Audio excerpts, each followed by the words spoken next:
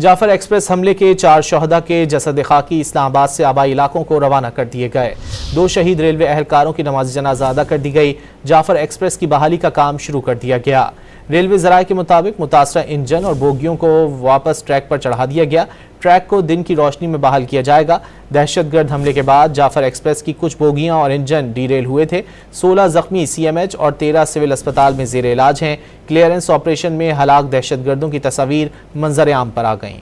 Jafar express हमले के 4 शहदा के जसद खाकी इस्लामाबाद से आबाई इलाकों को रवाना कर दिए गए। 2 शहीद रेलवे अहलकारों की नमाज जनाजा अदा कर दी गई। जाफर एक्सप्रेस की बहाली का काम शुरू कर दिया गया। रेलवे ज़राए के मुताबिक मुतासरा इंजन और बोगियों को वापस ट्रैक पर चढ़ा दिया गया। ट्रैक को दिन की रोशनी में बहाल किया जाएगा। दहशतगर्द हमले के बाद जाफर एक्सप्रेस की कुछ बोगियां और इंजन डीरेल हुए थे। 16 जख्मी CMH और 13 सिविल अस्पताल में जेर इलाज हैं। क्लियरेंस ऑपरेशन में हलाक दहशतगर्दों की तस्वीर मंजर आम पर आ गईं।